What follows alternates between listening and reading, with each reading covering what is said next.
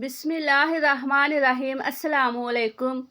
आज आपको बताएंगे कि कलेजी के बारे में शरीयत इस्लामी क्या कहती है और ये कि हमारे प्यारे नबी सल्लल्लाहु अलैहि वसल्लम कलेजी खाना पसंद करते थे या नहीं। क्या उन्होंने कलेजी के बारे में सहाबाए किराम रज़ी अल्लाह ताला अन्हों को कलेजी खाने की तरगीब दी या नहीं। और ये कि आप जानते हैं कि मेडिकल साइंस इस बारे में क्या राय रखती है और इल्मे तिब इस बारे में क्या कहती है। आज की वीडियो में हम आपको बताएंगे अक्सर अफराद जानवरों के गुर्दे, दिल, ओजरी, ज़ुबान और लबे का गोश्त नहीं खाते। वो इसे अच्छा नहीं समझते, अलबत्ता वो जानवर की कलेजी और दिमाग का गोश्त शौक से खाते हैं। इसी तरह बाज़ अफराद को जानवरों के गुर्दों, दिल, दिमाग, ओजरी, कलेजी, ज़ुबान और लबे का गोश्त खाने का शौक होता है। कलेजी एक ऐसी डिश है जिसे कुछ लोग तो बेहद पसंद करते हैं जबकि कुछ दूर भागते हैं, लेकिन कुदरत की हर चीज़ में कोई ना कोई फ़ायदा छुपा होता है। कलेजी का भी यही हाल है कि हमारे लिए ये किसी ग़िज़ाई ख़जाने से कम नहीं। बहुत से लोग ऐसे भी हैं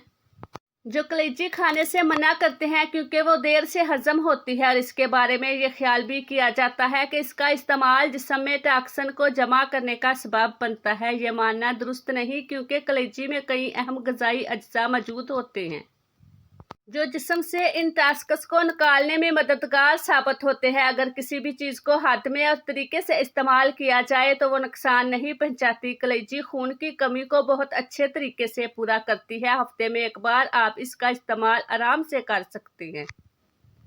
दीगर गोश्त के मुकाबले में कलेजी ग़िज़ाइयत से भरपूर है। इसमें कोई नामियाती जहर नहीं होता।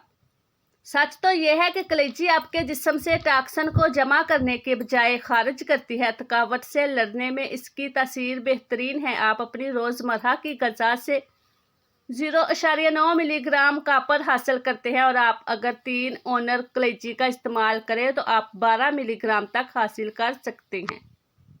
दुम्बे की कलेजी आपको इसकी आधी मकदार देती है। हमारे यहाँ अक्सर लोग आयरन की कमी का शिकार होते हैं। कलेजी आयरन से माला माल है और ये आपके जिस्म के लिए बेहद मुफीद है। कलेजी ग़िज़ाइयत से भरपूर होती है। अगर आप इसे अपनी खुराक में शामिल रखें तो बहुत सी दायमी बीमारियों से बच सकते हैं। ये हमारे दिमाग को सेहतमंद रखने में मदद करती है। ऐसा भी निज़ाम की बीमारियाँ विटामिन बी 120 की कमी से होती हैं। तो अगर आपको ऐसी किसी भी अलामत का हल्का सा भी अंदेशा हो, जैसे सोचने और याद रखने में दुश्वारी, ऐसा भी और नफ्सियाती बीमारी, कमज़ोरी, तवाज़ुन की कमी, हाथ और पैरों का सुन्न होना, परेशान कुन, डिप्रेशन, तो विटामिन बी 120 के हसूल के लिए आप सेहतमंद जानवर की कलेजी इस्तेमाल कर सकते हैं। लेकिन ये ज़रूरी है कि आप जब भी कलेजी का इस्तेमाल करें तो वो साफ़ और सेहतमंद जानवर की होनी चाहिए। हमेशा कोशिश करें कि चरागाहों के जानवरों की कलेजी इस्तेमाल करें जिन जानवरों की खुराक में चारा शामिल होता है।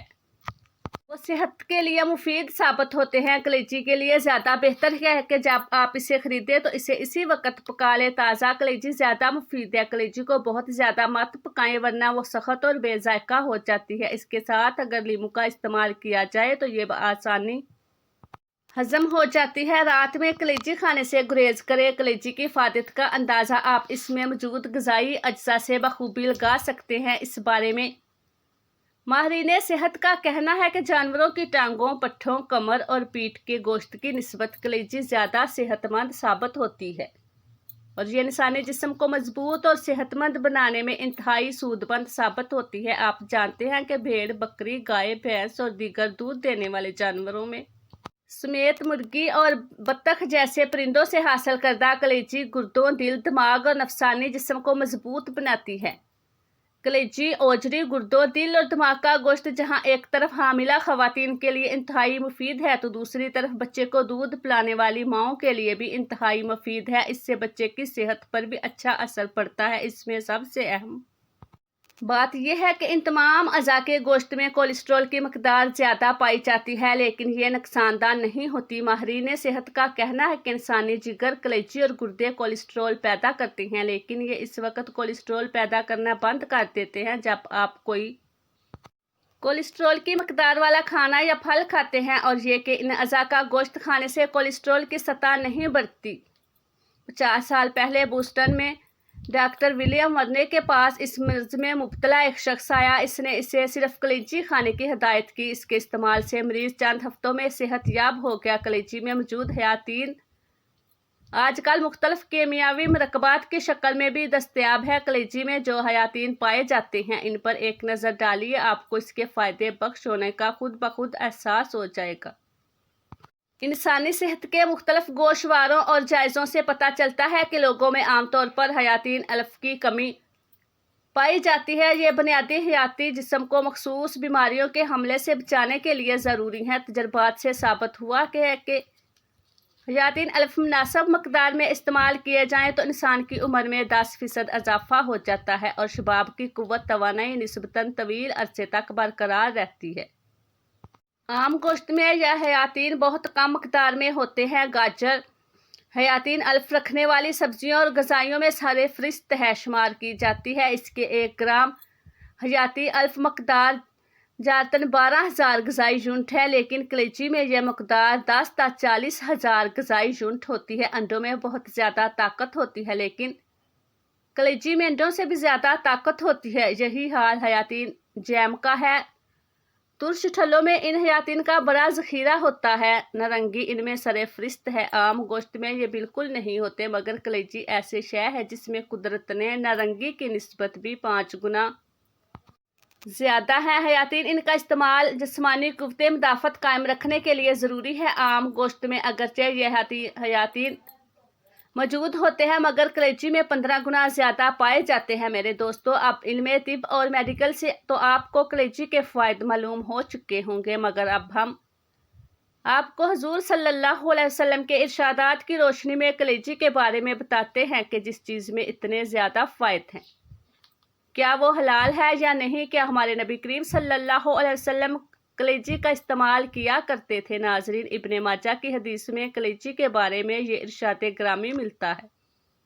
روایت ہے، حضرت ابن عمر سے فرماتے ہیں کہ رسول اللہ صلی اللہ علیہ وسلم نے ہمارے لیے 2 مردے اور 2 خون حلال کیے گئے۔ 2 مردے تو مچھلی اور ٹیڈے ہیں، اور 2 خون کلیجی اور تلی ہے، یعنی دونوں جانور ذبح کیے بغیر حلال ہیں، کیونکہ ان میں بہتا خون نہیں، اور ذبح کرنا اسی کو اللہ کے نام پر نکال دینے کے لیے ہوتا ہے۔ جب وہ چیزیں ان میں نہیں تو ان کا ذبح بھی نہیں۔ خیال رہے کہ مچھلی کی بہت سی اقسام ہیں اور ہر قسم کی مچھلی حلال ہے، بغیر ذبح کھانا درست ہے۔ بعض مچھلیوں میں خون نکلتا معلوم ہوتا ہے، مگر وہ خون نہیں ہوتا بلکہ سرخ پانی ہوتا ہے، اس لیے دھوپ میں سفید ہو جاتا ہے، خون کی طرح نہ سیاہ پڑتا ہے اور نہ جمتا ہے۔ ایک اور روایت ہے جس میں یہ ذکر ملتا ہے کہ سب سے پہلے کلیجی کھانا سنت ہے۔ نبی کریم صلی اللہ علیہ وسلم کا معمول تھا کہ نماز عید الاضحیٰ سے فارغ ہونے کے بعد اپنے دستے مبارک سے قربانی کے جانور کو ذبح فرماتے اور کلیجی پکانے کا حکم دیتے۔ جب وہ تیار ہو جاتی تو اسے تناول فرماتے۔